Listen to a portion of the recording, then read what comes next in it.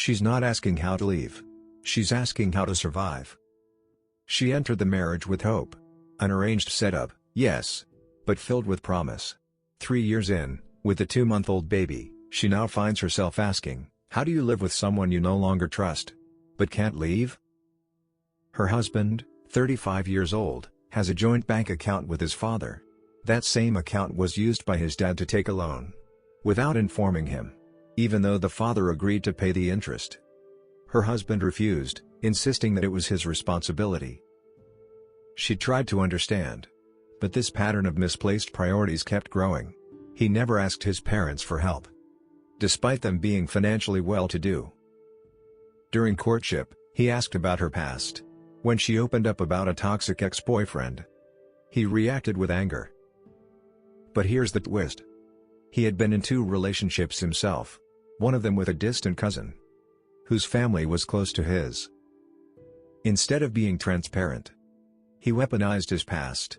He spoke fondly of his exes, called his cousin by a cute nickname, and constantly tried to spark jealousy.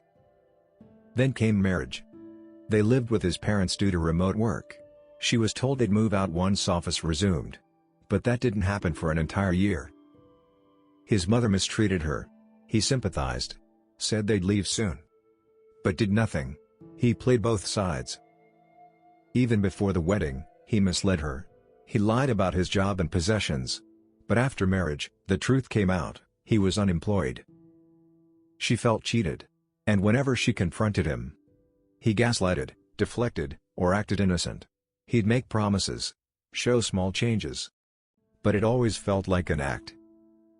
He said he'd support her during pregnancy, said he'd learn to cook, help around the house, step up as a partner. But when the time came, he offered excuses. I tried, he said. I just couldn't. He barely did the bare minimum. And whenever she needed emotional support, she found herself alone. He'd come home from work, glued to YouTube like a teenager. No hobbies, no ambition, no vision. She tried to talk, to connect, to ask for what she needed.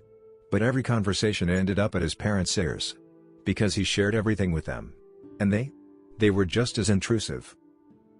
Once, during her baby shower, his parents wanted to gift her gold, but he asked them to give less, because she had recently bought herself a diamond necklace from her own bonus, not his money. She started to see a pattern. He was raised to be taken care of, spoon-fed in every sense. And now, even as a husband and father, he expected the same. She watched him remain passive, unmotivated, emotionally unavailable. He said all the right things, but never followed through. His words were promises. His actions? Disappointments. She's not asking for perfection, just effort, respect, a sense of partnership. But all she gets is a man who wants a wife to carry the weight of his family, his obligations, his image.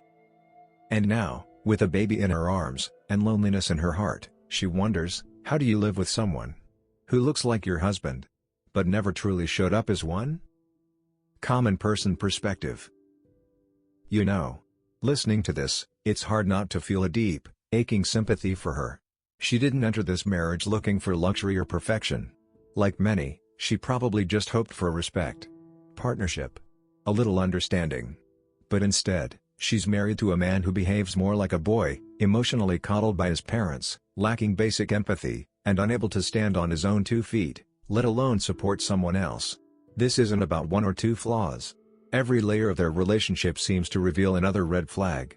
From financial dishonesty before marriage, to emotional manipulation after.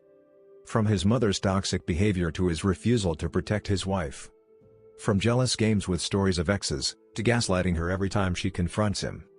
It's not one crack in the glass, it's a spider web of fractures holding together something she's told she has to live with. And through all of it, she's the one trying. She's carrying the emotional burden, the household responsibilities, the new baby, while being told to adjust, forgive, and keep quiet. She's expected to cook, clean, raise a child, and cater to in-laws who constantly intrude on her peace. Meanwhile, the man who promised to stand beside her spends his evenings glued to YouTube, barely involved in his own life, let alone hers. And yet, she's still asking, how do I live without resentment? She's not even asking how to leave, she's asking how to survive. That says everything. This isn't about incompatibility. It's about a woman being emotionally neglected, disrespected, and drained, while being told to just endure. But enduring isn't living. And to anyone watching this who sees themselves in her story, please know, your pain is valid. You deserve more than survival.